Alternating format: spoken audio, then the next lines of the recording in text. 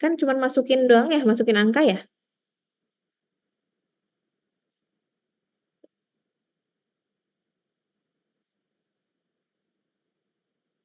Sekarang kita masuk ke koefisien alat. Kemarin semester ini ambil PTM kan ya?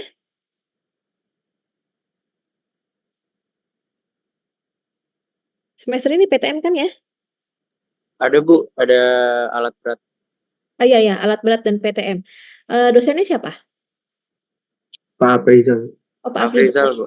Pak Aprizal. Berarti teman-teman udah paham mencari produktivitas ya. Biasa Pak Afrizal tuh ngajarin mencari produktivitas atau Q kan. Setiap kali mengerjakan tentang alat pasti goals-nya atau yang akan dicari adalah Q-nya atau produktivitasnya. Nah, sekarang kita akan bahas sebenarnya yang kalian kerjakan sama yang Pak Afrizal share ke teman-teman itu ada di PUPR nomor 8 2023 nomor 2023 tuh ada. Jadi rumusnya pun ada di situ. Kalaupun nggak ada di situ, adanya di 2022. Contoh ya, saya buka dulu PUPR-nya, AHSP 2000. Nah ini,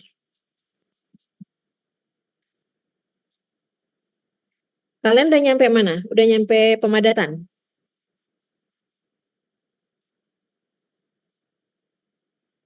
Kan Udah udah Bu. nyampe pemadatan udah ya. Nah, di sini sebenarnya ada yang namanya eh, pekerjaan di PUPR 2023 part 2 ya. Teman-teman bisa lihat di situ.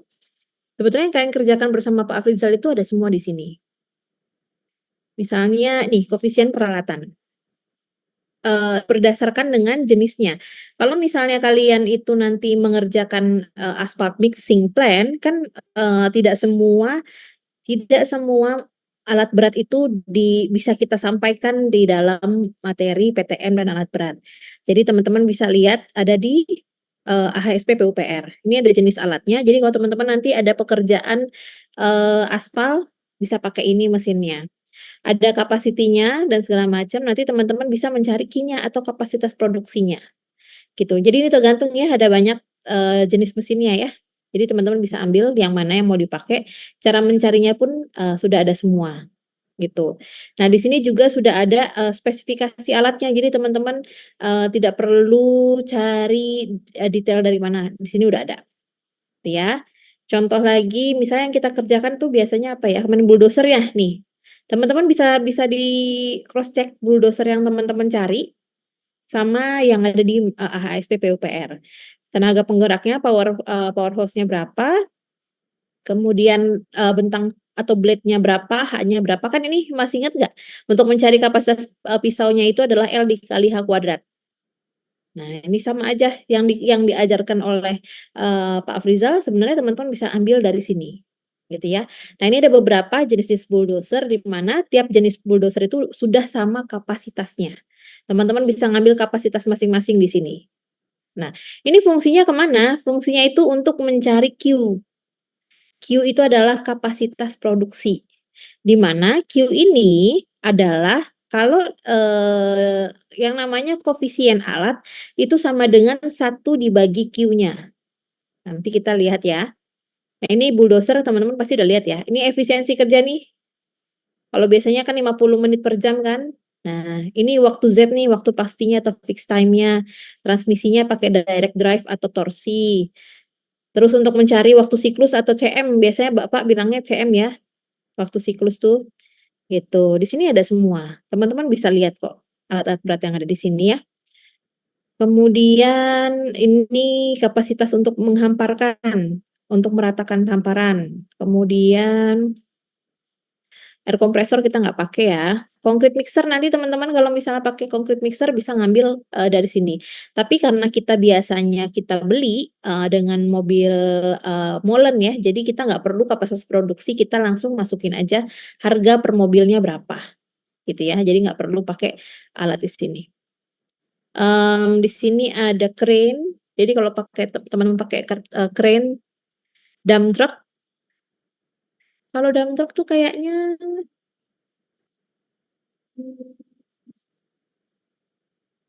Dump truck tuh kapasitas produksinya itu memang kubik per jam ya. Oh, ini ada nih. Berat isi materialnya dikali dengan T-nya nih kayak apa nih? T-nya waktu ya. Waktu siklus nih T-nya. Nah, ini yang kemarin teman-teman kerjakan nih. Kalau nggak salah dia di alat angkut ya. Nah, ini alat angkut nih. Gitu ya. Ini tuh CM nih, TS itu CM. Berat isi material itu adalah capacity ya. Capacity. Ini berat isi material mau lepas atau gembur. Gitu ya. Semuanya ada di sini ya. Mau pakai truk dump truck yang diisi dengan ekskavator beku. Nah, ini teman-teman pernah nih contohnya di Bapak nih. Biasanya ngerjain nih kayak gini. Contohnya pakai beku, terus dia join sama alat angkut. Nah, biasanya ekskavator dengan alat angkutnya itu pasti akan kerja sama ya, kerja bareng dia. Kemudian goals kita itu nanti ke sini. Ini kan banyak ya, banyak alatnya. Nah, ini motor grader nih, sebelum UTS nih kalau nggak salah ini motor grader ya. Tuh, sama sebenarnya. Nah, kok nanti yang goals kita tuh ini, koefisien alat itu nanti adalah kebalikan dari Q-nya. Q-nya itu kan produktivitas. Q itu adalah meter kubik satuan volume dibagi satuan waktu. Sedangkan sedangkan koefisien alat itu adalah satuan waktu dibagi satuan volume. Jadi nanti 1/Q itu adalah produktivitas. Ini kalau kita mau mencari produktivitas untuk atau koefisien untuk alat, gitu ya. Nanti ini yang kita ambil. Oke, sekarang kita masuk ke ini teman-teman bisa baca sendiri ya di Permen PUPR Part 2 2023. Nah, sekarang kita masuk ke apa namanya materi untuk koefisien alat. Jadi hari ini mungkin bisa 2 materi ya, koefisien alat sama kalau biaya tidak langsung sepertinya sih SMKK nanti deh minggu depan aja, koefisien alat dan biaya tidak langsung aja. Jadi teman-teman biar bisa ngerjainnya langsung ya, langsung semuanya dikerjakan. Nah, untuk mencari koefisien alat, di mana yang namanya biaya peralatan konstruksi itu adalah semua biaya yang dikeluarkan untuk perkakas dan peralatan yang diperlukan untuk konstruksi. Nah, rata-rata untuk pekerjaan jalan itu dia banyak sekali menggunakan atau biaya yang paling banyak keluar itu adalah biaya alat gitu. Apalagi khususnya untuk pekerjaan pembersihan lahan, perataan tanah dan lain-lain ya. Jalan jembatan itu banyak sekali menggunakan alat. Jadi teman-teman harus sudah bisa membayangkan metode kerja. Jadi kalau misalnya dalam satu satuan waktu metode kerja yang dikerjakan apa saja, alat yang terlibat apa saja, nanti itu yang dijadikan dalam satu AHSP nanti. Contohnya misalnya seperti ini. Kalian mau mengerjakan pekerjaan perataan tanah. Nah, di perataan tanah itu nanti kalian ada pekerjaan galian. Nah, pada saat kalian menggali, kalian kan pasti harus membuang tanah yang kamu gali kan. Jadi nanti selain ada eskavator, nanti akan ada dump truck yang bekerja gitu. Nah, misalnya contoh pekerjaan saya kasih contoh dari Excel lah. Misalnya contoh ya. Saya bikin di Excel dulu.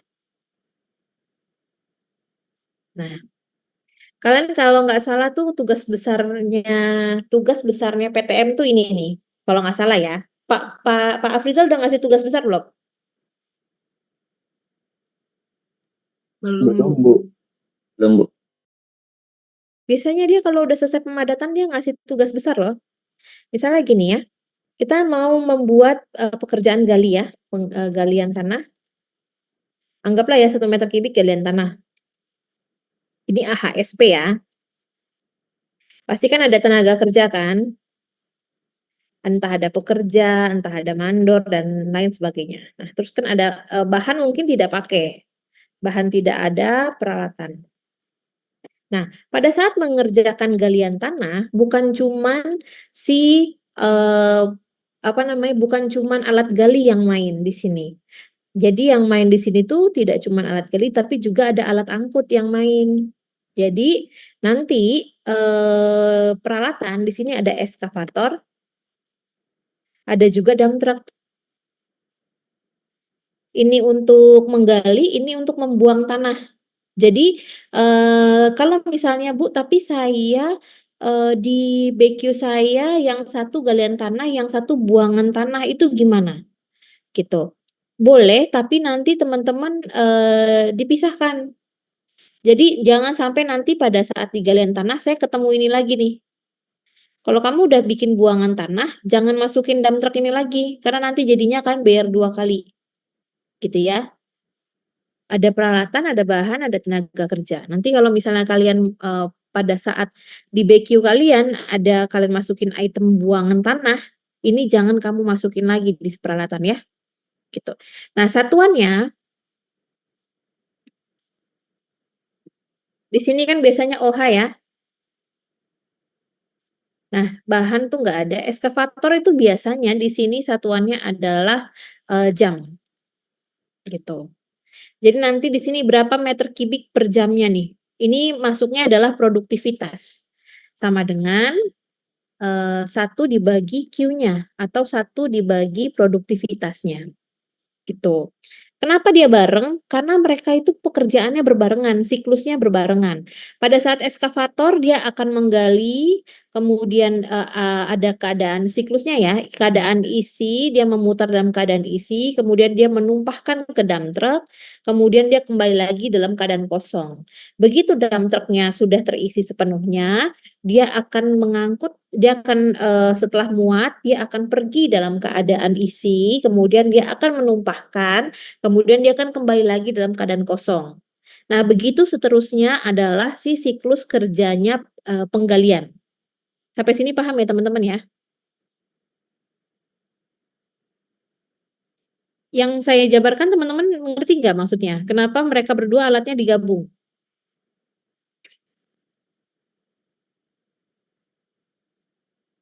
Belum, Bu. Belum paham ya? Saya kasih ilustrasi. Ceritanya di sini adalah alat gali.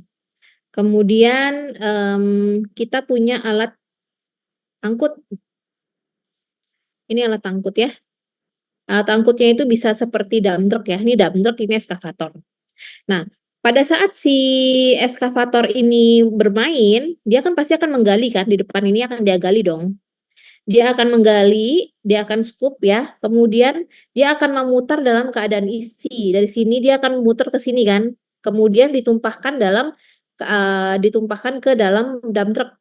Nah, setelah ditumpahkan ke dump truck, si leng ini atau si tangannya ini dia akan balik lagi ke sini untuk mengambil kembali atau dia memutar dalam keadaan kosong.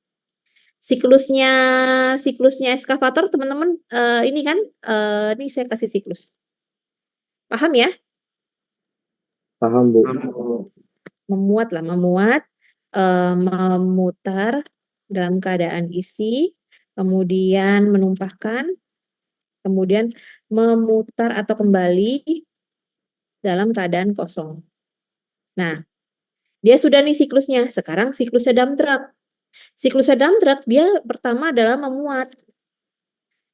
Yang memuat yang kerja itu eskavator, dia yang memuat ke sini, entah berapa scoop dia akan masukin. Setelah dia memuat, dia akan pergi atau apa bahasanya, mengangkut dalam keadaan isi, kemudian dia akan menumpahkan atau dump, kemudian akan kembali dalam keadaan kosong. Nah, sampai di sini paham ya siklusnya ya? Paham, Bu. Nah, Paham, Bu. kalian kemarin Paham, Bu. mengerjakan satu alat gali bisa lebih banyak alat angkutnya ya, misalnya bisa 10 armada dan segala macam gitu kan ya. Iya. Nah, ini adalah pekerjaan yang dikerjakan bersama-sama dalam satu metode pekerjaan galian tanah. Satu metode ini kita akan ada yang namanya durasi. Durasinya si alat gali pasti dia akan sama dengan durasinya alat angkut. Kenapa? Karena alat gali ini nggak bisa kerja kalau nggak ada alat angkut. Kalau dia nggak ada alat angkut, dia mau menumpahkan kemana? Kalau dia cuma ngegali di sini, ditumpahin di sini kan sama aja bohong kan? Mesti 2 kali kerja dong. Nanti akan ditaruh lagi ke tempat lain. Gitu ya. Jadi untuk siklus kerja ini dia nggak bisa kerja sendiri-sendiri. Jadi ekskavator sama dump truck-nya itu nggak bisa kerja sendiri. Otomatis kapan mulainya ekskavator, kapan selesainya ekskavator itu juga kapan mulai dan berakhirnya pekerjaan dump truck. Sampai sini paham teman-teman? Paham, Bu. Paham Paham, ya? Bu. Karena dia dalam satu Paham, metode Bu. yang sama, jadi nanti produktivitasnya pasti sama, barengan. Walaupun biasanya di sini ada key sendiri nih, key kan yang namanya bucket itu kan pasti beda-beda ya. Bucketnya dia mungkin key-nya cuman 0,3 misalnya. Di sini key-nya agak besar nih, misalnya 7 kubik misalnya atau 6 kubik lah. Nah, mungkin dia harus menumpahkan berkali-kali sampai selesai nih, misalnya 20 kali dia numpahkan baru si dump truck-nya keisi. Gitu ya. Nah, jadi sebetulnya pada saat si pekerjaan dump truck sama pekerjaan galian ini bekerja, mereka itu tetap casnya itu jalan terus nih per jamnya. Nah, makanya nanti Q-nya ini sama Q-nya dump truck ini harusnya sih sama ya. Karena nanti goals-nya di sini adalah durasi. Teman-teman nanti bisa dapat durasi di sini. Nah, kalau misalnya kalian pernah kemarin menghitung durasi alat angkut, berapa lama durasi alat angkut di teman-teman?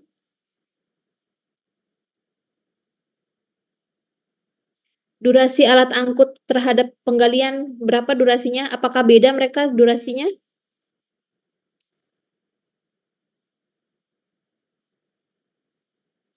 Kalian dikasih PPT-nya nggak sama bapaknya?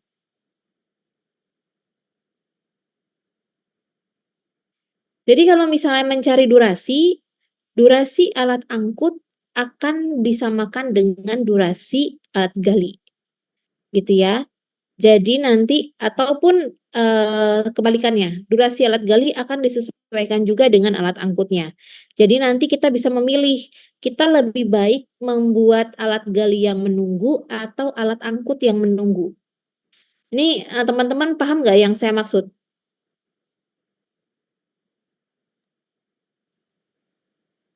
Kan udah sampai sini kan, udah sampai alat gali kan? Sudah, Bu. Alat angkut udah kan? Sudah, Bu.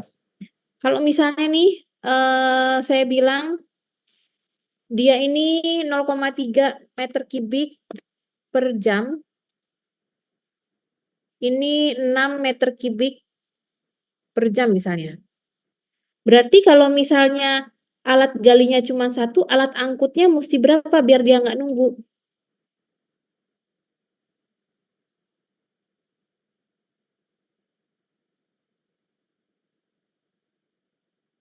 Ayo. Ini sekalinya satu scoop nih, satu nyendokin, satu sendoknya, itu cuman muatnya 0,3 meter kubik per jam. Sedangkan kalau ini 6 meter kubik per jam. Berarti kalau misalnya biar dia nggak menunggu, oh sorry, Ki ini kan dia akan berkali-kali kan, dia akan bisa berapa kali nyendok kan. Nah, dari sini berapa kali sendokan supaya si dump truck-nya itu penuh. Bisa 20 kali kan N-nya? Iya, 20. Iya, Bu. 20 kali, Bu. Nah, ada yang namanya CM atau siklus. Misalnya siklusnya siapa namanya? Si alat gali itu adalah alat gali itu sebentar ya, biasanya tuh kayak 3 detik gitu. Nah, sedangkan pada saat memuat, mengisi, mengangkut, menumpahkan dan kembali kosong itu bisa-bisa siklusnya itu bisa anggaplah 10 menit baru kelar. Nah, berarti kan akan ada yang nunggu kan? Sekali siklus kan 3 detik. Berarti sampai dia terisi berapa detik sama alat gali?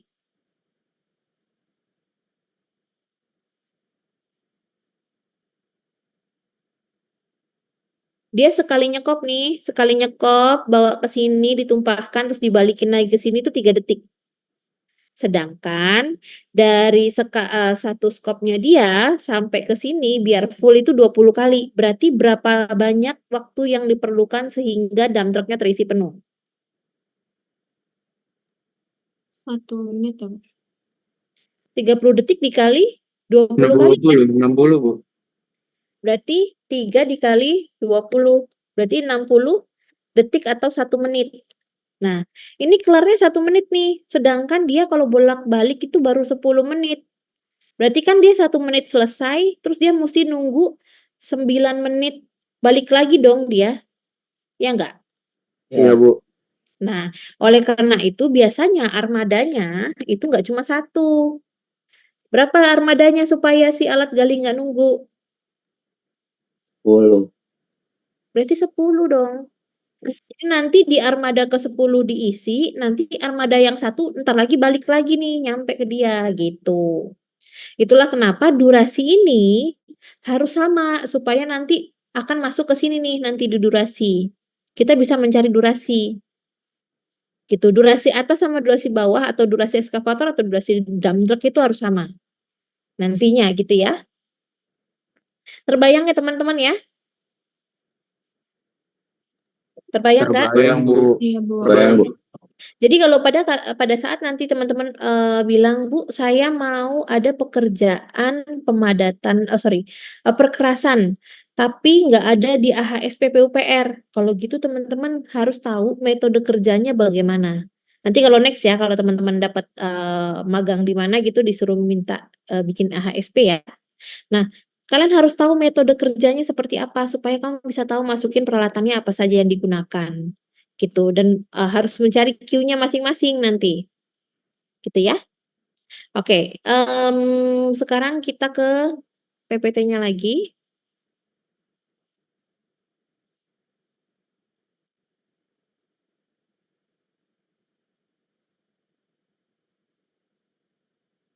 Oke, di sini jadi apa tadi?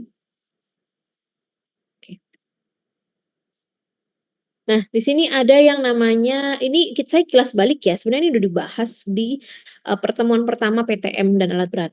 Ada yang namanya peralatan khusus, ada yang namanya peralatan umum.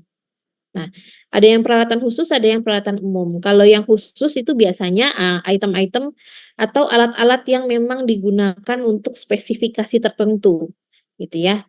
Ini kenapa dia next sendiri sih? Dia kan nggak minta. Kemudian kalau yang umum itu biasanya bisa dipakai secara general, gitu ya. Kemudian di sini adalah faktor yang mempengaruhi pemilihan peralatan. Yang pertama adalah kondisi lokasinya.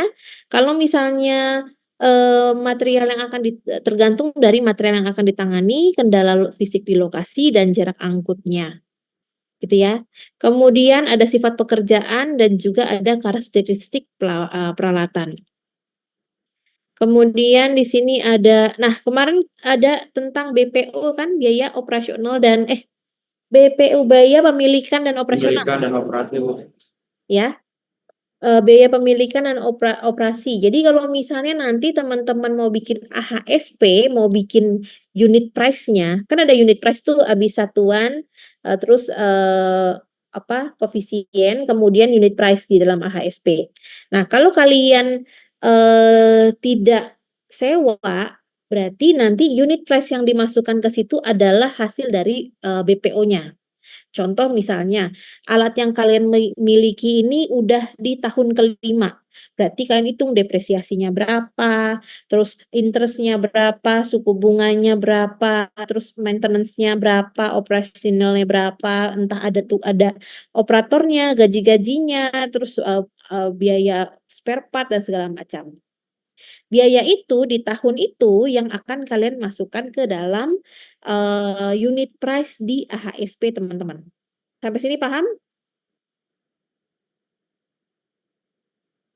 Terbayang nggak? Bayang, Bu. Terbayang ya. Jadi kalian mau milih beli atau punya? Mau beli atau sewa?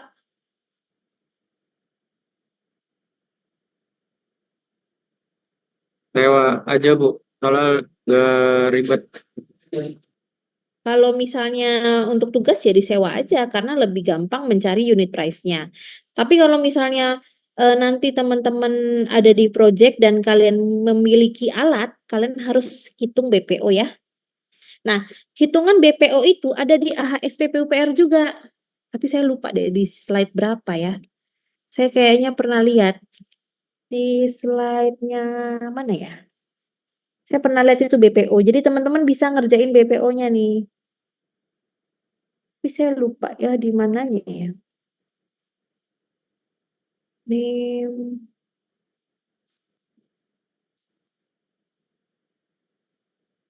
Jadi sebenarnya yang dipelajari sama teman-teman itu sudah ada semua di AHSP PUPR. Ini alat ya, tandem operasi motor gather. Oh, coba ya, BPO nggak ada. Nah ini nih. Nah, nilai sisa kan kalian ada kan mencari nilai sisa atau depresiasinya. Kemudian ini apa bukan ya? Oh ini untuk yang apa bahan maintenance ya. Coba saya lihat dulu. Faktor biaya operasional. Di sini berarti. Ini ya, ada insurance-nya, bagaimana cara mencari asuransi. Kemarin kan biasanya Bapak ngasih langsung persentasenya ya kan? Kata kalian nggak sampai dikali-kali kayaknya. Ini nanti biaya pengembalian modal apabila kalian beli pakai dana dari investor misalnya, nanti kalian harus mengembalikan modal sekian tiap tahunnya. Kemudian nanti ada biaya operasi per jamnya, ada dari bahan bakarnya, biaya pakai solar apa pakai bensin, dan segala macamnya. Nah ini ada koefisien bahan bakar, jadi kalau misalnya pekerjaannya ringan dia dapatnya 10%, kalau sedang 11%, 12% untuk pekerjaan berat. Kemudian ini untuk yang biaya minyak pelumasnya, teman-teman kalau nggak salah tuh ada contoh soal yang pakai hidrolik dan segala macam ya, tinggal dikalikan dengan biaya per unitnya. Kemudian pemeliharaan untuk filter, bahan bakar atau saringan minyak oli dan lain-lain, itu kita ada juga rumusnya. Teman-teman bisa lihat di sini. Ini biaya perbaikan atau repair. Nah ini kalau nggak salah kita kemarin, sorry kalau Bapak tuh biasanya 10% ya dibikin ya? Entah 10% entah berapa gitu, untuk maintenance-nya. 10% dari repair itu 10% dari maintenance kalau nggak salah. Nah, di sini kalau ada upah operator, driver, pekerja dan lain-lain, teman-teman bisa masukin satuannya di sini dan biayanya. Nah, ini yang namanya biaya operasi gitu. Jadi nanti bahan bakar ditambah minyak pelumas, ditambah perawatan, ditambah penggantian suku cadang, ditambah dengan di sini apa nih L? L itu nggak tahu di sini. Pokoknya di atas ini pasti ada ya. M itu adalah upah dari si operatornya. Nah, ini dijumlahkan nih. Kalau di BPO itu dia di kalau nggak salah nomor 8 sampai 16 apa sampai berapa gitu. Nah, ini yang bagian terakhir nih yang slide keduanya nih. Gitu ya. Kalau yang nilai sisa, pengembalian modal itu di slide yang depannya. Itu pengurangan gitu ya, pengurangan dari harga beli. Gitu ya. Jadi teman-teman bisa baca-baca di sini kalau misalnya ini udah ada nih komponen harga satuan dasar dari alat. Dia masukin merek modelnya seperti apa, tenaganya berapa, kapasiti berapa, umur ekonomisnya berapa tahun. Gak enaknya teman-teman harus menentukan berapa umur ekonomisnya. Nah, tapi kita bisa pakai kita bisa pakai bukan perumpamaan, asumsi. Gitu ya. Kemudian, nah ini udah ada rumusnya, teman-teman bisa ngambil di sini kalau misalnya mau masukin unit price-nya. Kita bisa ngambil dari sini nanti unit price-nya. Gitu ya. Jadi kalau misalnya Bu, kalau misalnya saya nggak dapat harga sewanya, ya udah kalian bikin aja ini. Gitu ya, nanti biar bisa dapat, anggap aja itu adalah BPO atau biaya pemilikan kalian. Gitu ya. Kemudian apa lagi? Nah ini biasanya nggak ada nih. Alat-alat manual ini dia nggak ada nih, nggak masuk ke dalam perhitungan kita ya. Oke, kita balik lagi ke koefisien alat. Nah, kalau kita beli sudah pasti, penggunaannya tetap. Contohnya misalnya gini, kalian adalah subkon pekerjaan tanah. Jadi mau kalian dapat 10 proyek kek atau 500 project kek, tetap aja yang kalian kerjakan adalah pekerjaan tanah. Jadi kalau saya sebagai subkon tanah, saya lebih baik punya bulldozer sendiri, eskavator sendiri. Karena apa? Karena jauh lebih murah dibandingkan saya ngesupin lagi ke tempat lain gitu. Tapi kalau saya sebagai kontraktor yang apa aja bisa, tapi tiap kalinya misalnya contoh nih, ada permintaan tapi permintaannya pekerjaan galian tanah gitu, ya saya akan terima tapi nanti akan saya subkan. Jadi bukan saya yang kerjain tapi saya kasih ke orang ketiga. Saya sebagai perantaranya gitu. Nah, otomatis nanti saya nggak mau, adanya biaya pemilikan, nanti saya sewa aja. Nah, kalau misalnya, teman-teman yang sudah jelas memang kalian basic-nya adalah, selalu bekerja di pekerjaan tanah, lebih baik dibeli aja supaya bisa jauh lebih murah. Kemudian kontraktor memiliki kendali mutlak atas penggunaan dan penempatan peralatan. Nah, untuk di lapangan harap diketahui bahwa banyak sekali memang kita bisa nyewa alat atau, ke vendor ya. Tapi kita juga bisa kena penalti atau kita kena, apa ya, kayak denda gitulah kalau misalnya alatnya rusak saat kita gunakan. Gitu. Jadi, biasanya mereka itu ada pengecekan sebelum sebelum dikirim pada saat sudah diinstal dia akan ngecek apakah alat tersebut bisa bekerja dengan baik. Nanti kalau misalnya ada komplain dari owner, materialnya mati, dia akan cek apabila itu terindikasi karenanya human error, jadi si vendor ini bisa klaim atau dia bisa meminta pertanggungjawaban lah terhadap si owner tersebut gitu ya. Kemudian di sini ada keputusan tentang pemeliharaan servis dapat mudah dibuat sehingga memastikan kinerja operasional yang diinginkan. Nah, enaknya kalau sewa itu kita nggak perlu punya inventaris besar, peralatan khusus. Jadi kalau misalnya yang namanya alat itu, nggak perlu alat deh, kita taruh besi di luar aja bisa hilang gitu kan. Jadi harap yang namanya peralatan seperti alat-alat khusus ya, jangan sampai eee, tidak disimpan dengan baik gitu ya, atau diinventariskan dengan baik. Kemudian kita juga tidak perlu gudang peralatan dan fasilitas penyimpanan, untuk alat tersebut. Jadi kalau alat berat itu, biasanya itu susah tuh, nggak cuman nyimpennya, di jalan aja itu dia juga bisa bikin masalah gitu ya. Kemudian mengurangi kebutuhan untuk mempekerjakan staf pemeliharaan dan operasi fasilitas untuk penggunaannya. Jadi, apapun yang sudah digantikan dengan teknologi sudah pasti akan mengurangi sumber daya manusia yang digunakan. Akuntansi biaya lebih sederhana ketika peralatan disewa.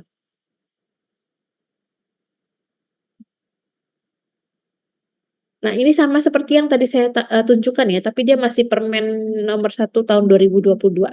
Tadi kita sudah lihat yang part 2 dari Permen PUPR 2023. Kita ikutin yang itu aja. Nah, di sini, mmm, koefisien alat atau KA adalah berbanding terbalik dengan kapasitas produksi. Jadi KA itu atau koefisien alat itu sama dengan 1 dibagi produktivitas, gitu ya. Nah, ini ada kapasitas alat.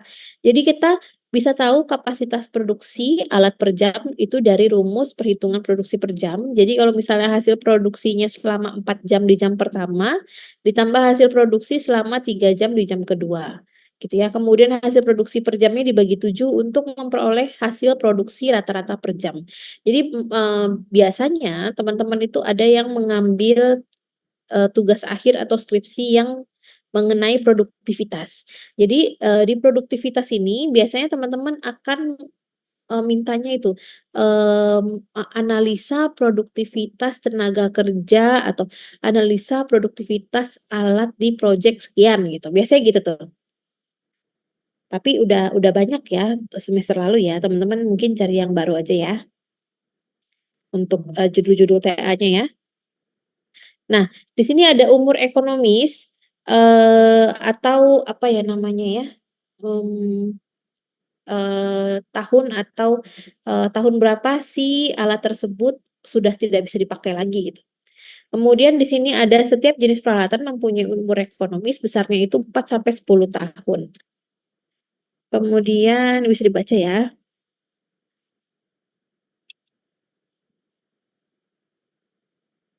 Nah, ini untuk operasi ya.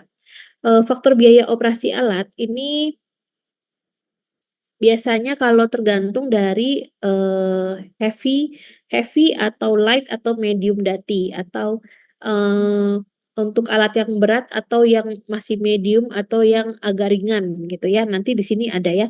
Pada umumnya alat berat dikondisikan berfungsi layak pakai sekitar 7.000 sampai 8.000 jam kerja. Nah, dengan perawatan dan pemeliharaan yang intensif, maka umur ekonomi bertambah sekitar 2.000 sampai 3.000 jam. Jadi nih kalau misalnya semakin apik kita menjaga barang, pasti akan semakin lama umur ekonomisnya. Seperti itu ya.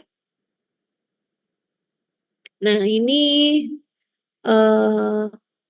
rumus biaya alat ya atau analisa hasil harga satuan dasar dari peralatan dalam mekanis. Nah, di sini, mmm, selain di sini ada BP ini BP nih, ini BP, kemudian ini O, bukan biaya pasti ya, biaya pemilikan di sini ditambah dengan operasional. Kemudian nanti jadi adanya unit price-nya dari harga tersebut atau unit price dari, apa namanya, dari si alat atau biaya sewa per jamnya. Nah, ini rumusnya biaya pasti ya. Biaya pasti itu adalah, si biaya pengembalian modal kalau misalnya kalian meminjam sejumlah uang di bank, terus kamu pakai untuk membeli alat, nanti kamu harus ngembaliin modal. Jangan nanti, kamu tidak jadi jangan sampai kamu tidak memperkirakan pada saat kamu mendapatkan project, kamu nggak menghitung mengembalikan hutang, gitu ya. Jadi terkadang tuh ada yang, eee, tidak membebankan pada owner gitu, padahal, ini kan bisa kita klaim supaya kita bisa, dapat cuan gitu. Kalau misalnya kalian cuannya dipakai untuk, membayar hutang, terus kamu kayanya kapan, kan gitu ya. Jadi, pada saat kalian membuat rate harga sewa, pastikan harga sewa tersebut sudah include dengan harga pengembalian modal terhadap pembelian alat, gitu ya. Kemudian ini adalah, umur ya, jumlah jam peralatan dalam 1 tahun. Kalau dia heavy duty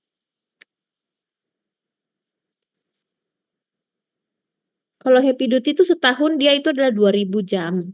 Kalau dia sedang atau medium itu 1.600 jam per tahun. Kalau light duty itu 1.200 jam per tahun. Nah ini, just for information. Jadi kalau misalnya teman-teman, mendapatkan quotation dari vendor pekerjaan, misal semen ya, gitu. Nah, kalian beli semennya itu bukan yang 1 sak, 2 sak, itu belinya udah berapa ratus sak gitu, karena memang kalian butuhnya banyak. Nah, jadi kalian harus perhatikan dalam, surat ordernya mereka atau pada saat kalian membuat purchase order, kalian harus tahu, TNC dalam quotation-nya mereka. Contohnya begini, misalnya kan dikasih harga, tapi dia bilang, tulisannya loko gudang, gitu ya. Jadi harganya dia itu 5.000 nih per kilo misalnya, kita lagi ngomongin apa ya, besi misalnya. Ini harga besinya 5.000 per kilo. Nah, karena menurut kamu setelah kamu compare dia lebih murah, jadi kamu beli sama dia. Ternyata di dalam quotation-nya ada tulisan loko gudang, artinya apa? Kamu yang beli itu harus menanggung biaya ngirim dari gudangnya penjual ke gudangnya pembeli atau kamu ongkos kirimnya tuh kamu yang bayar, gitu. Ibaratnya kalau kamu pergi, ke e-commerce tuh kan biasanya gitu ya, kalau di e-commerce itu, kalian beli barang nanti kalian yang akan ditagihkan juga bil pengirimannya, gitu. Nah, ada yang namanya Franko Gudang. Kalau Franko Gudang ini kebalikannya. Jadi pada saat jual beli, si penjualnya yang menanggung biaya pengirimannya. Contohnya misalnya kalau di tempat-tempat yang material kecil ya, biasanya kan kalau rumahnya dekat atau se-Bekasi atau se-Jabodetabek gitu, dia itu pengirimannya itu gratis. Nah, itu dia bisa masuk ke Franko Gudang atau pada saat pengirimannya itu digratiskan atau tidak tapi dia ditanggung biayanya oleh penjualnya, gitu ya. Nah, kalau free on board atau CIF ini khusus untuk delivery luar negeri, misalnya import ekspor, ya. Kalau free on board itu nanti si biaya kirimnya itu akan eh akan diberikan kepada pembeli. Jadi contoh kalian beli di apa ya kalau e-commerce itu ya Alibaba, bukan Alibaba apa ya? AliExpress misalnya AliExpress ya. Nah, kamu beli barang di AliExpress misalnya 100.000. Tapi nanti yang kamu bayarkan nggak cuma 100 karena sudah ada biaya pengiriman yang harus kalian bayarkan. Seperti itu ya. Nah, yang biasanya di project itu pakainya CIF gitu karena dia mau barangnya karena kalau misalnya kita mau ngomongin alat ya biasanya diimpor dari luar negeri itu biasanya kita butuh insurance gitu jadi biasanya banyak sekali yang minta untuk pakai CIF gitu ya. Jadi pada saat kita beli barang dari luar negeri, syarat jual belinya itu si penjual harus menanggung biaya kirim dan insuransinya. Jadi kalau misalnya kalian nyampe di tempat kalian begitu di unboxing ada yang rusak, ada yang apa, kalian bisa klaim karena itu sudah ada insuransinya. Gitu ya. Ini biasanya untuk produk-produk impor ya, free on board sama yang CIF. Nah, di sini nilai sisa tuh 3-10%, tapi kita biasanya pakai 10% ya, atau depresiasi. Suku bunga ini tergantung biasanya. Suku bunga itu tergantung dari banknya. Beda bank itu beda suku bunga. Kemudian ini faktor angsuran terhadap modal ya. Gitu. Ini ada rumusnya. Kayaknya ekonomi teknik ya ini ya. Kan dapat ekonomi teknik nggak sih? Ekot nggak dapet Bu. Ekonomi jalan tol Bu dapat nanti. Hampir sama sih Bu. Ya kan mencari ini kan bunga interest terus bunga berbunga kan gitu ya kalau nggak salah ya bunga berbunga apa sih ya bahasanya ya udah bunga apa ya bahasanya tuh jadi bunganya itu bukan flat tapi bunga berbunga gitu bahasanya gimana ya tuh gitulah sama ya ekonomi teknik ya. Nah, sekarang kita masuk ke pengembalian modal. Jadi jangan ingat ya teman-teman ya kalau nanti kalian punya usaha mau bikin misalnya kalian banting setir gitu ya udah nggak disipil gitu kalian punya usaha terus kalian punya modal untuk bikin usaha dan modalnya itu kamu pinjem entah dari orang tua entah dari orang lain atau dari bank kalian itu wajib memasukkan kayak harusnya udah dapet kewirausahaan teman-teman ya. Jadi kalian tuh wajib memasukkan beban kalian bayar utang ke dalam produk yang kamu jual gitu. Gitu ya. Sekarang ke insurance dan pajak. Kalau kalau insurance sama pajak tuh biasanya ya alat berat harus ada insurance dan pajak ya karena sekalinya rusak itu lumayan ya ngebenerinnya ya. Jadi kalau lebih enak sih udah pakai insurance saja. Kalau pajak itu sudah ya, sudah pasti ya karena kita tinggal di negara, apa ya bahasanya ya, negara yang taat terhadap pajak ya, jadinya kita harus membayar pajak. Ini sama seperti tadi.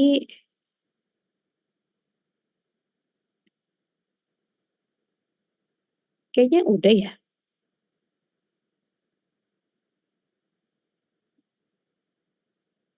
Nah, kalau di sini tadi upah driver, operator, pembantu operator, dan pekerja. Jadi di sini U1, U2, dan U3 itu adalah rate operator tuh U1, pembantu operator tuh U2, pekerja itu U3. Ini mereka bertiga punya rate harga yang berbeda-beda. Kemudian upah operator, upah pembantu operator, dan upah pekerja mengikuti aturan yang dikeluarkan oleh pemerintah daerah setempat atau data yang dapat dipertanggungjawabkan. Oke, ini kita udah selesai yang alat. Ada pertanyaan? Ini kita nggak ada contoh AHSP ya.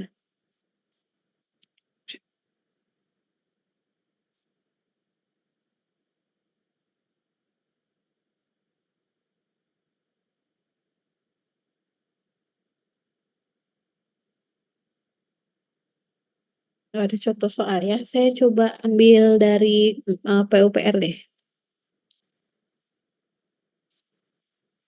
PUPR.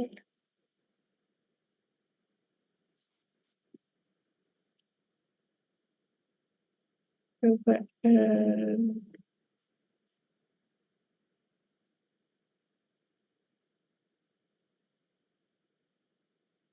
Apa yang part 3 deh. Kita lihat.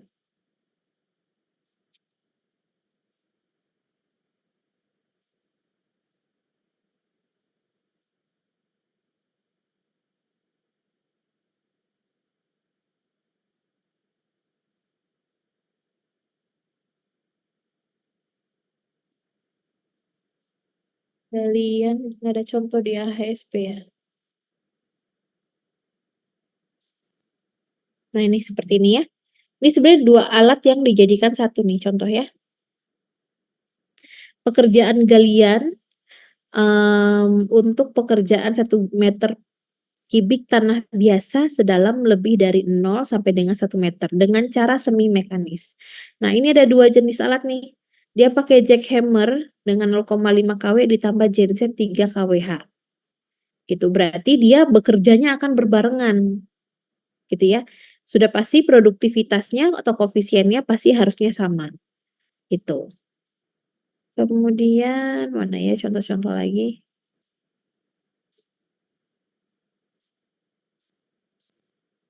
Yang ada alatnya nggak banyak ya. Semuanya sama ini. Pekerjaan galian semua soalnya.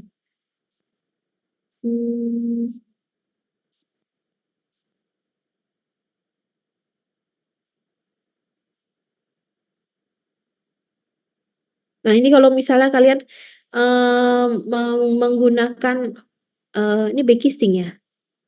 Pemakaian daur ulang bahan perkuatan dinding, tetapi juga sebagai bahan lainnya, misal untuk pekerjaan backcasting atau yang lain sebagainya. Jadi teman-teman bisa mengambil koefisien-koefisien dari sini juga.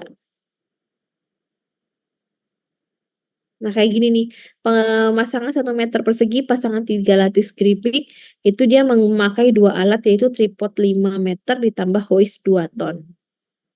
Gitu ya. Teman-teman sampai sini paham teman-teman? Untuk koefisien Bu, alat? Bu, kalau semisal kita nyari nih, Mm-mm. ternyata nggak ada di PUPR.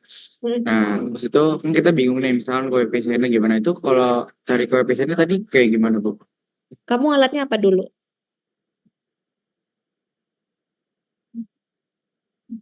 Misalnya pekerjaan pemadatan tanah lah ya. Iya, Berarti kamu bikin di sini ada pekerjaan, ada motograder. Ini part 3 ya. Di part 2 dia adanya. Bentar ya.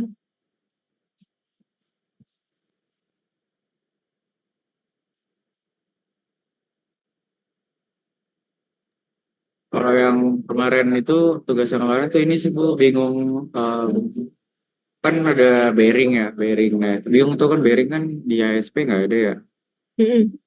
alat-alatnya. Terus saya kira coba nyari di Google gitu kan. Nah, cuman ketemu nih misalkan koefisiennya, nah itu bingung Bu, koefisiennya dari mana gitu Bu. Bentar ya. Ini contoh AHSP pekerjaan bearing berarti ya. Bearing itu apa sih satuannya? Unit Bu.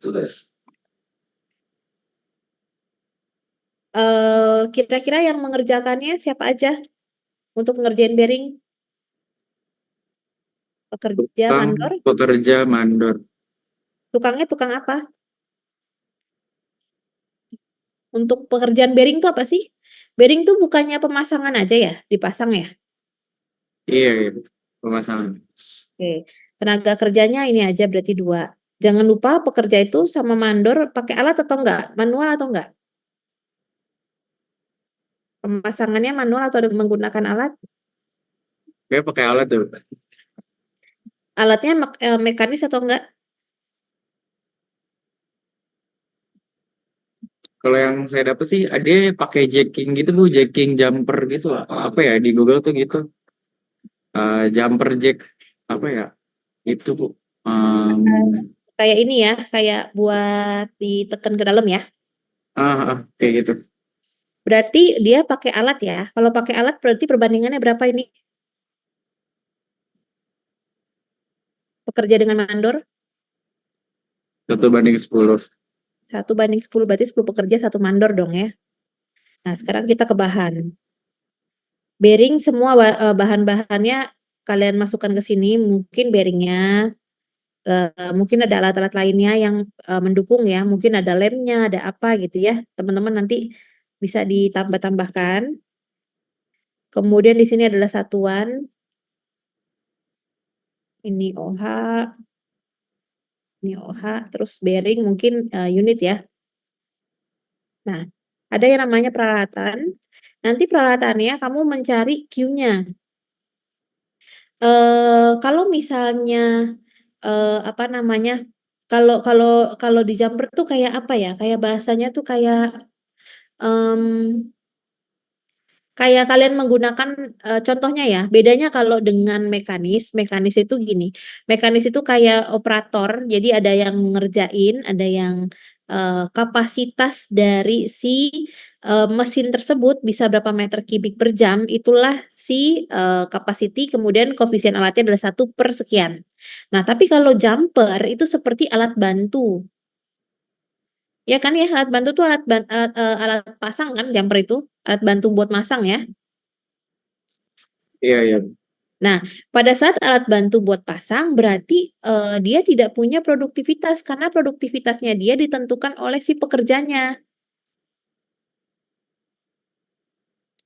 Kecuali misalnya, contohnya gini ya, eh, kalian bisa membedakan kenapa pada saat apa si koefisien alat ini adalah 1/Q dan atau bergantung dengan si pekerja. Kalau 1/Q ini adalah alat yang semua bahannya itu dia yang menentukan kapasitinya. Contohnya seperti apa? Seperti pekerjaan galian, pekerjaan pemadatan, tower crane. Jadi mau berapapun tenaga kerja yang dikasih, tetap kita akan kiblatnya ke sini. Dia baru cuma bisa ngerjainnya misalnya 0,5 meter kubik per jam. Mau kita tambahin berapa orang kan dia nggak akan naik kan, karena itu kapasitas alat. Ya, sampai sini ngerti ya? Sedangkan yang si jumper tadi itu tuh fungsinya tuh sama kayak alat bantu, mirip kayak apa ya? Mirip kayak contohnya water pass. Sorry, bukan water pass, teodolit. Nah, jadi alat itu kayak kita pakai kita nggak pakai, produktivitas yang menentukan itu adalah si pekerjanya. Sampai sini ngerti nggak? Paham nggak kira-kira? Apa bingung? Kebayang Bu, kebayang. Kebayang ya. Nah, berarti nanti untuk mencari koefisien dari si peralatan ini, nanti tuh adalah ngikut sama si pekerja ini nih. Jadi si kalian boleh lihat contohnya kalau misalnya ada yang alat bantu kayak teodolit nih, teman-teman kan pasti di AHSP PUPR tuh nanti ada tulisan teodolit tuh.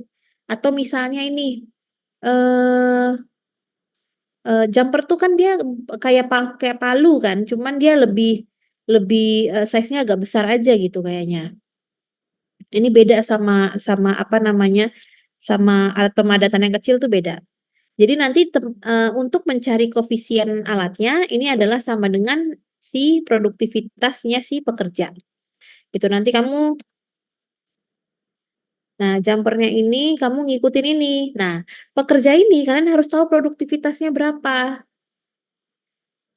Kalau kalian nggak ada studi case atau studi kasus supaya kalian bisa mencari kira-kira produktivitas pekerjanya itu berapa, kalian bisa cari di AHSP PUPR yang pekerjaannya mirip dengan pekerjaan bearing atau pemasangan bearing. Misalnya contoh ya, memasang chemical set di beton harusnya mirip nih sama pekerjaan jumper nih gitu.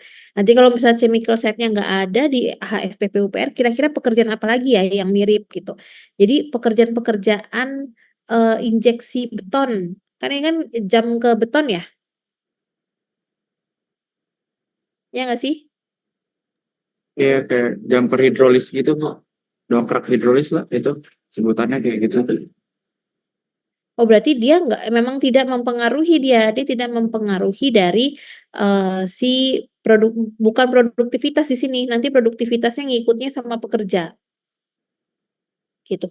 Kamu cari berapa produktivitas pekerjanya, baru nanti kamu bawa produktivitas pekerjanya bawa ke sini. Gitu. Nah, si jumpernya ini nanti adalah misalnya sewa ya. Jadi nanti koefisien alat nanti akan sama dengan koefisien dari pekerja. Tuh. Kalau misalnya menggunakan alat secara mekanis, nanti koefisien pekerjanya yang akan sama dengan koefisien alat. Terbayang nggak teman-teman? Kebayang Bu. Bayang Kalau ya. kalau misalkan semi mekanis, Semi mekanis nanti koefisien pekerjanya mengikuti koefisien alat. baik Bu. Jadi kalian ini aja, kalian bayangkan gini. Kalau kalau semi mekanis berarti kalian bayangkan untuk mencapai produktivitas itu dipengaruhi sama banyak atau tidaknya tenaga kerja atau enggak? Kalau misalnya nggak ngaruh mau tenaga kerjanya mau sebanyak apa alatnya cuma satu. Sebentar ya saya angkat telepon dulu.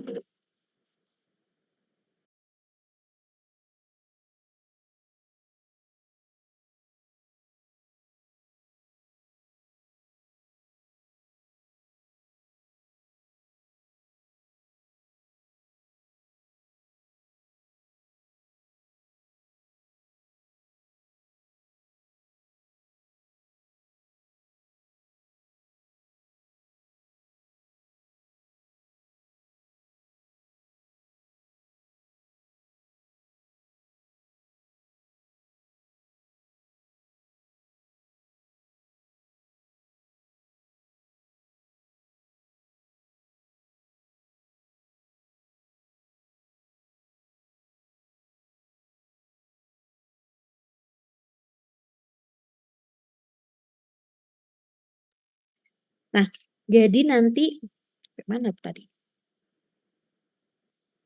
Jadi nanti kamu mencarinya dibayangin aja kalau misalnya untuk produktivitas ini tidak dipengaruhi oleh tenaga kerja, berarti nanti koefisien tenaga kerjanya itu mengikuti alat gitu.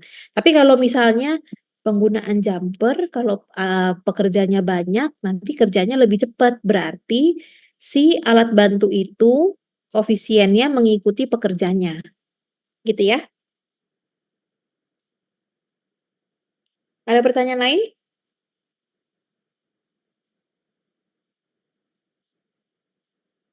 Ada lagi yang mau ditanyakan?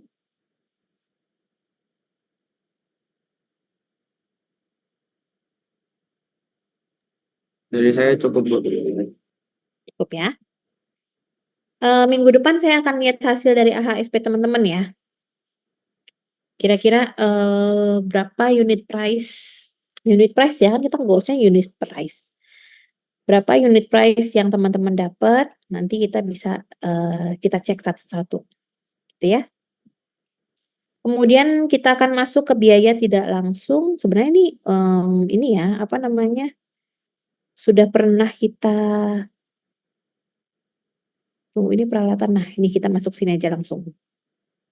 Nah, biaya tidak langsung itu adalah biaya yang terdiri atas biaya keuntungan atau biaya umum. Biaya umum tuh overhead ya. Overhead itu apa? Biaya overhead itu adalah biaya yang harus kita bayarkan, tapi itu tidak ada di BQ. Contohnya misalnya pekerjaan galian tanah. Pekerjaan galian tanah kan yang berhubungan langsung itu adalah alat kerjanya, kemudian pekerjanya atau tukangnya, tapi K3-nya, aksesnya, terus misalnya apa namanya bayar operasionalnya dan segala macam itu tidak termasuk di BQ tersebut. Jadi itu dimasukkan ke dalam biaya umum. Nah, di sini ada keuntungan, biasanya ini akan ada di manajerial ya. Kita tidak bisa menentukan. Jadi semua nanti teman-teman bikinnya 10% semua aja ya. Untuk biaya umum dan biaya keuntungan. Nanti bikinnya 10% aja. Nah, biaya umum itu adalah biaya tidak langsung yang mendukung terwujudnya pekerjaan. Contohnya biaya kantor pusat kalau misalnya bukan dari pengadaan bukan dari biaya pengadaan ya. Contohnya tuh maksudnya seperti apa? Kantor pusat kan misalnya contoh kalian di Adi apa namanya? Adi Perkasa ya. Adi berapa ya? Adi Beton gitu misalnya. Adi Beton mah yang ini ya supplier ya. Misalnya kalian pergi ke kontraktor BUMN, dia punya kantor pusat di Cawang tuh kalau nggak salah. Di Cawang itu apa ya kalau di Cawang? Di Cawang tuh Adi ya? Di Cawang Haka, Haka, apa? Haka sama Wika. Wika, Bu. Wika ya yang di Cawang ya. Misalnya di Wika gitu. Nah, si Wika itu dia itu kan tidak dia kan holding kan atau bahasanya itu kantor pusat. Nah, proyek dia itu akan tersebar di beberapa daerah. Nah, tapi kantor pusat itu sendiri kan kita harus membayar direktur, membayar finance atau misalnya staf-staf yang ada dalam kantor pusat, bayar sewanya kantor pusat. Nah, itu dibebankan kemana? Itu dibebankan ke proyek-proyek yang dia dapat. Tapi bukan di satu proyek, tapi di semua proyek yang dia dapatkan. Gitu. Jadi misalnya dia dapat 10 project nih, di 10 projectnya itu dia ambil keuntungan atau dia ngambil gapnya itu 15%, 5% untuk keuntungan, 10% untuk biaya operasional atau kantor pusat gitu ya. Nah, di sini ada juga dimasukkan ke upah pegawai kantor lapangan. Tapi biasanya tuh nggak 10%. Biasanya tuh cuman sekian 2-3% yang dikasih ke kantor pusat dari keuntungan project. Biasanya sih gitu, nggak banyak kok.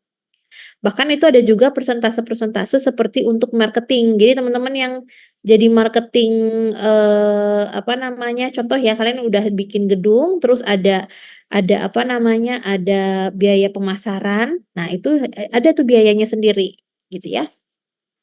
Upah pegawai, biaya manajemen, bunga bank dan jaminan. Nah, jaminan bank ini sama bunga bank itu contohnya seperti ini. Kalau kalian udah dapat project, dikasih project sama owner dan ownernya minta kalian harus bikin garansi bank atau performance bond atau advance payment bond, itu kan kalian harus menyerahkan uang segar ke dalam bank yang akan dibekukan. Kemudian itu baru bisa kalian tarik setelah kalian sudah masuk ke masa retensi. Setelah retensi atau surat apa namanya? BST kedua atau berita acara serah terima kedua pada saat sudah 100% atau retensinya selesai. Gitu. Jadi pada saat kalian menaruh uang kalian di bank itu, kalian harus membayar apa bahasanya itu ya?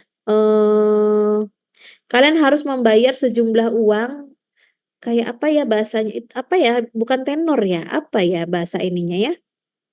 Jadi kalau kamu masukin misalnya 1 M, kalian tuh harus bayar sekitar 18 juta gitu. Saya lupa tapi namanya apa ya? Deposit kan, Bu. Bukan bukan deposit. Biaya saya lupa namanya. Saya penasaran nih. Tunggu ya. biaya masukan uang bank garansi.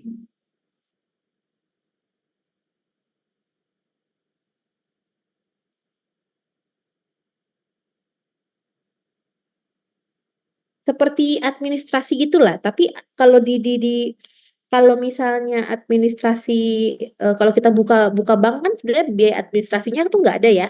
Nah, tapi dia tuh ada. Pada saat dia menerbitkan, bank garansi, itu kita akan dikasih, invoice. Jadi itu pengaliannya itu berapa lama, contohnya per 3 bulan, per 3 bulan itu nanti akan misalnya kita mau masukin bank garansinya itu untuk 2 tahun. Nanti dia akan cek selama 2 tahun, kemudian itu pengalinya itu 3/100 atau berapa per 100 ya. Nanti dikalikan dengan berapa yang kita depositokan ke sana atau yang akan kita freeze gitu. Jadi nanti pengalinya itu kira-kira saya pernah masukin 1 M itu saya harus bayar 20 berapa juta gitu. Nah, itu untuk biaya administrasinya aja, dan itu tidak akan kembali. Itu kayak apa ya, bahasanya tuh kayak bikinnya lah, kita biasa buat bikinnya gitu. Nah, yang akan dikembalikan itu nanti adalah si, pokoknya. Nah, kalau makanya biasanya bank garansi itu ada beberapa bank itu menawarkan banyak fitur. Contohnya misalnya kalau bank garansi yang saya pilih, fiturnya gini, fiturnya itu adalah bank garansi yang saya depositokan. Jadi saya masukin uang 1 M, tapi 1 M itu saya minta didepositoin aja. Nah, deposito itu yang akan saya freeze, akan saya jadikan ke bank garansi.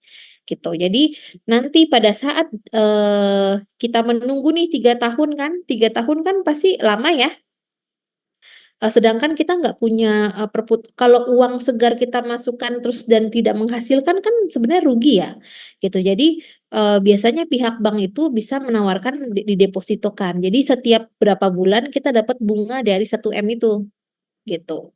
Jadi kalau bisa se-M tuh sekitar 4 juta, 4 juta apa berapa juta gitu dapat ya. Jadi nanti sebenarnya ketutup kok biaya administrasi di awal tuh yang 20 jutaan itu ketutup sama bunga banknya kalau misalnya kita naruhnya, dengan jumlah tertentu gitu ya.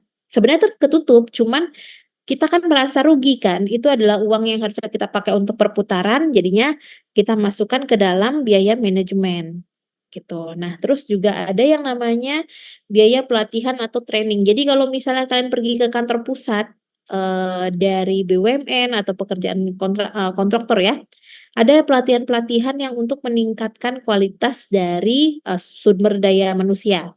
Nah, training-training ini biasanya tuh nggak nggak murah tuh,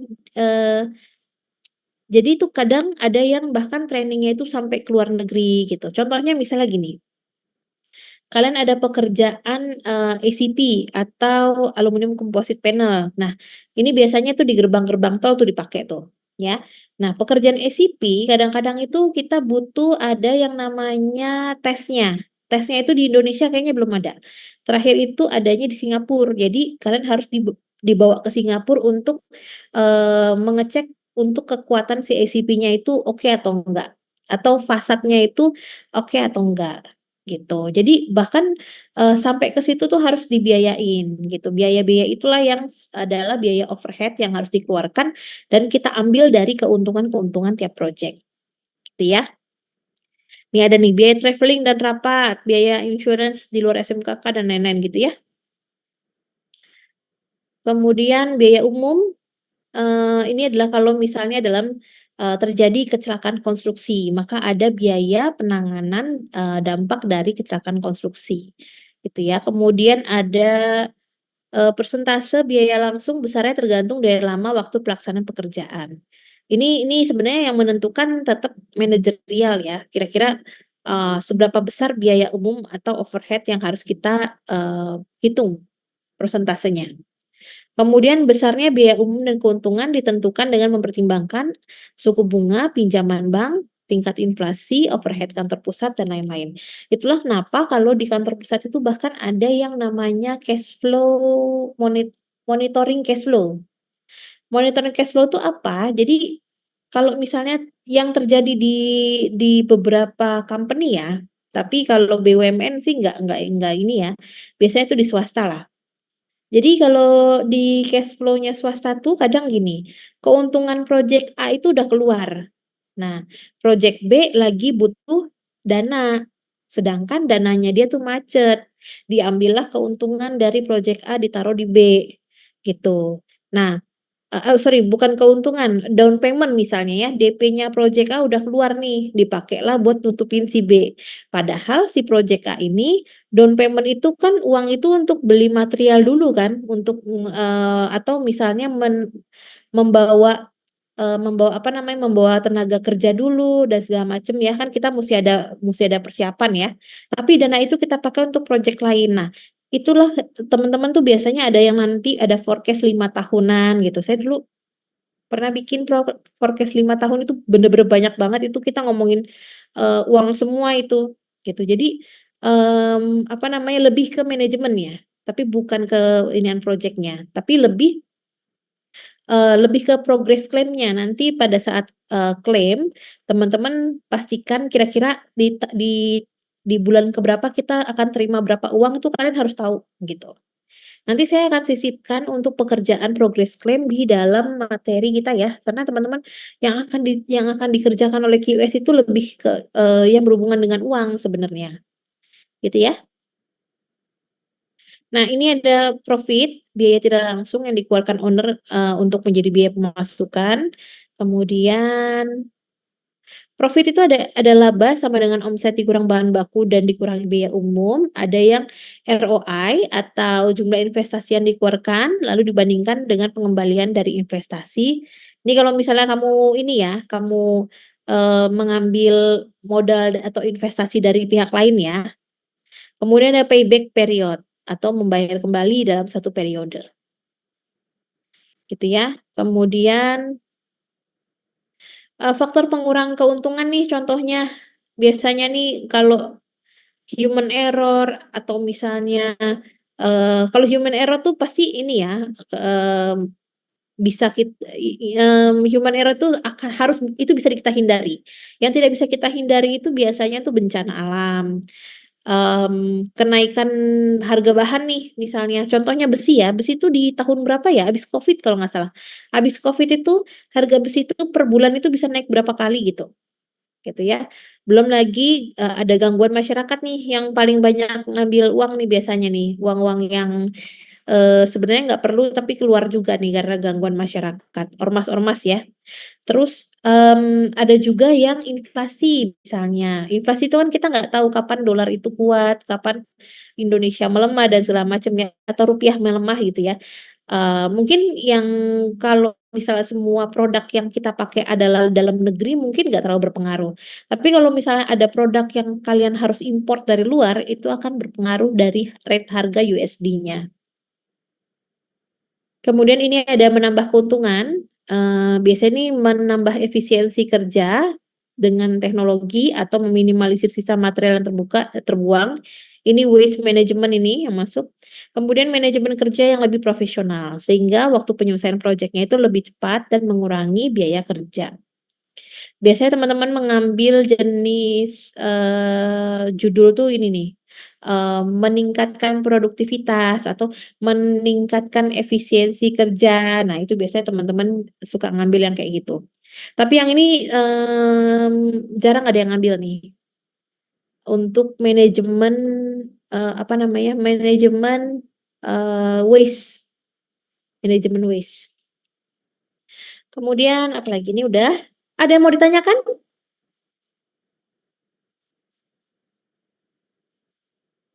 Ada pertanyaan? Belum, Bu. Belum, Bu. Ini banyak astronotnya ya.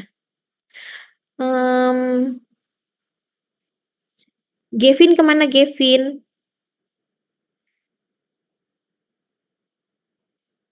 Gavin mana Gavin? Tuh kan Gavin menghilang. Coba kita lihat absen yuk. Gavin memang tidak ada ya. Coba kita lihat lagi.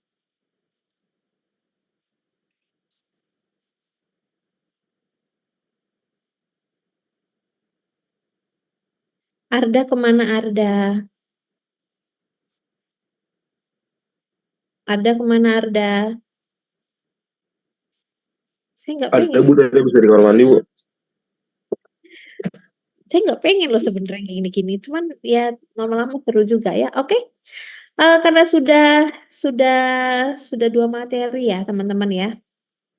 Jadi teman-teman sudah bisa membuat AHSP dari pekerjaan persiapan hingga finishing harusnya. Gitu ya. Jadi dari pekerjaan persiapan tuh itemnya pekerjaan apa aja, pembersihan lahan sampai air kerja. Nah, untuk harga dari air kerja, listrik kerja, mobilisasi nanti di hold aja. Saya nanti yang akan kasih ilustrasi. Kira-kira berapa sih yang kalian harus keluarkan? Karena contohnya misalnya gini, air dan listrik kerja nggak terlalu berpengaruh karena misalnya kalian mau pakai genset atau segala macam, itu nanti kalian harus cari harga genset. Kalau pakai genset kan kita ngomongin jalan ya. Kalau di tengah jalan kan kita nggak mungkin kan minta PLN bikin apa namanya gardu baru di situ kan, gitu. Jadi biasanya pakai genset aja. Ya nanti kalian cari harga genset. Kemudian untuk air kerja, kayaknya air kerja nggak banyak yang dipakai, hanya untuk bagian office aja nih air kerja untuk MCK-nya ya. Untuk mobilisasi ini yang paling penting. Kalian harus tahu dulu alat apa saja yang digunakan di sana. Gitu ya, karena yang paling besar mengeluarkan biaya itu adalah mobilisasi alat.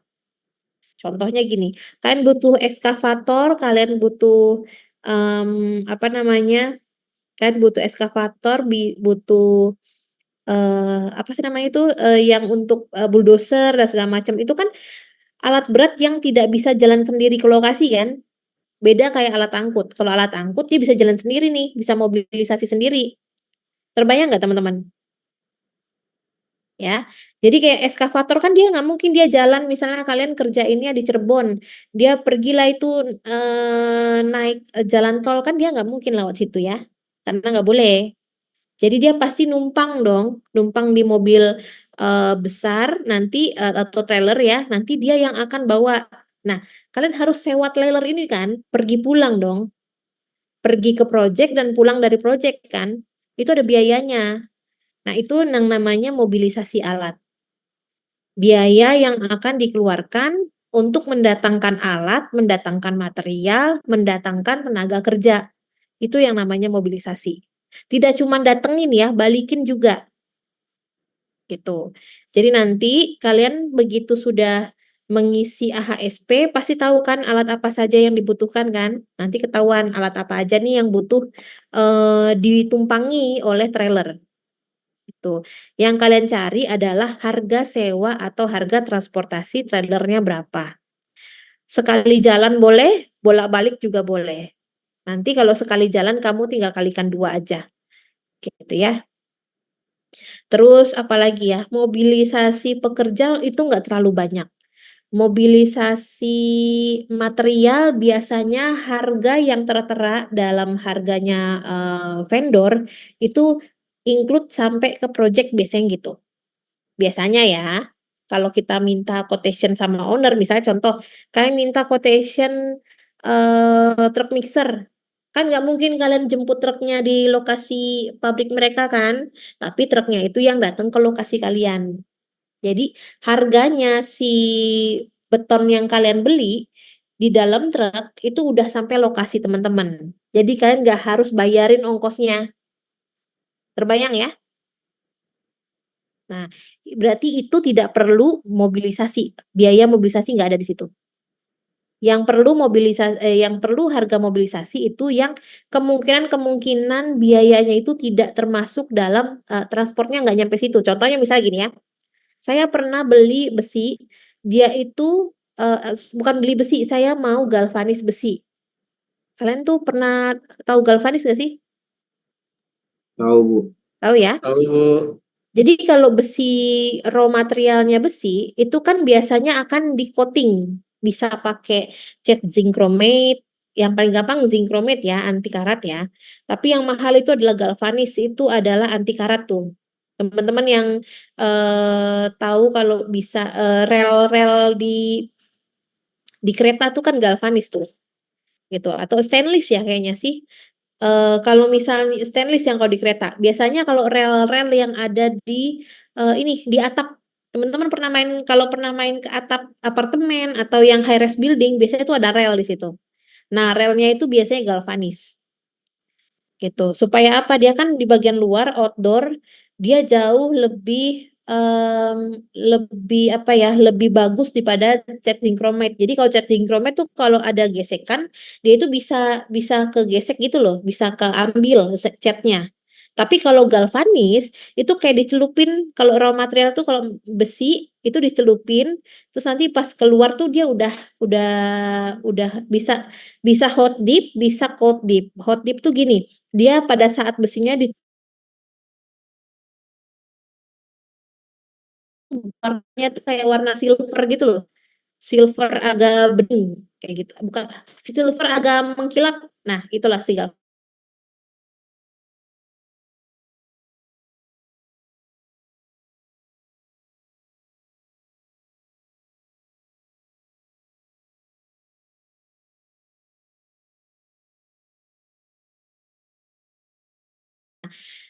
Jemputnya itu dari sana, kalian harus kasih ada biaya lagi. Itu kenapa? Kalau misalnya kita sebagai subkon atau kita sebagai estimator, kita itu harus sudah terima quotation resmi dari vendor. Jadi ada TNC tuh di situ kan, term and condition. Misalnya kalian pesen semennya dikirim setiap kali ngirim 30 sak, tapi dia ngirimnya cuma di atas truk. Jadi begitu nyampe di atas truk dia cuma ngirim supir doang nih. Terus yang nurunin siapa? Masa ya semennya bisa turun sendiri kan nggak mungkin ya. Jadi kan harus bayar kuli panggul dong. Nah, si kuli panggul itulah mobilisasi juga, gitu ya. Tapi itu kan kecil, nggak terlalu banyak. Yang besar-besar aja yang kalian masukkan ke dalam mobilisasi, gitu ya. Yang besar-besar itu seperti bawa material besar, karena sekali ngirim itu bisa 7 juta itu, tergantung jarak ya, gitu. Sampai sini bingung nggak teman-teman untuk mobilisasi? Aku mau nanya aja. Berarti kan di kerjaan persiapan tuh kan banyak tuh ada air kerja, listrik kerja, terus mob demo. Berarti itu di breakdown lagi bu, satu-satu si LS-nya itu apa lamsamnya? Iya, di breakdown. Oke. Berarti di ASP-nya dong bu. Jadi breakdownnya itu nggak boleh bikin kayak format AHSP, tapi kan kalau mobilisasi kan nggak butuh tenaga kerja dong. Mobilisasi kan nggak butuh bahan. Mobilisasi juga nggak butuh peralatan, gitu. Mungkin cuma nanti kalian masukin aja di dalam formatnya kalian bikin eh, apa namanya mobilisasi alat ekskavator gitu. Nanti pulang pergi nih, kamu bikin pulang pergi berapa juta gitu. Gitu aja. Nanti lamsamnya ngambil dari unit price-nya si AHS link AHSP. Jadi semua yang ada di BQ semuanya itu unit price-nya link sama sheet AHSP. Gitu ya. Walaupun kalian breakdown, tapi tetap nanti mungkin nggak mungkin kalian bikin tenaga kerja, bahan, peralatan mungkin nggak, gitu ya. Cuman jangan dimasukkan ini ya, jangan dimasukkan eh kayaknya keuntungan sama profit tuh. Udah kasih aja nggak apa-apa lah, nambah-nambahin lah biar sama aja lah ya. Biar sama formatnya ya, biar nggak usah beda-beda gitu. Cuma nanti dia koefisiennya 1, bukan koefisiennya 0,0, itu nggak ada gitu ya. Atau kalau misalnya pergi pulang berarti koefisiennya 2. Tapi kalau kalian dapat harganya pulang pergi, berarti koefisiennya 1. Paham ya? Oke bu, paham bu. Ada lagi? Kalian kan ada pekerjaan girder ya? Ada bu. Precast ya? Kalian ambil Iya. di AHSP, mungkin girder nggak ada di AHSP deh. Tapi nanti ada pekerjaan yang mirip, yaitu pekerjaan pemasangan pemasangan plat precast. Nah, kalian boleh ngambil dari situ. Karena kan dia nanti pakai crane tuh, pakai mobile crane. Mungkin kapasitinya disesuaikan dengan berat dari si girdernya. Kalau girdernya beratnya sekian, kalau misalnya tidak diketahui beratnya, nanti teman-teman bisa pakai volume dikali dengan berat jenis aja, berat jenis beton.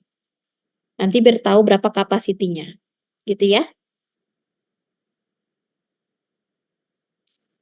Ada lagi yang mau ditanyakan? Minggu depan biar kita cek harga ini ya, harga dari proyek teman-teman ya. Oke, kalau tidak ada, saya cukupkan dulu ya. Bu, tadi Okra udah di absen belum ya, Bu? Siapa? Okra. Saya, Bu. Okra. Okra. Duh, saya nggak tahu deh tuh. Udah saya close lagi.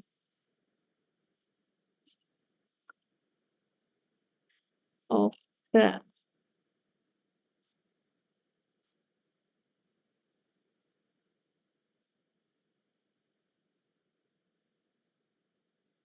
Okra udah di absen kok. Yang nggak di absen itu Gavin, Gilang, Akmario, Bayu Ramdan. Bu, Gavin hadir, Bu. Gavin dari tadi dipanggil. Ya, Bu, tadi awal-awal saya sempat jawab, Bu. Cuma mungkin kurang kedengeran aja, Bu. Maaf, Bu. Kayaknya nggak awal juga, tengah-tengah juga saya panggil.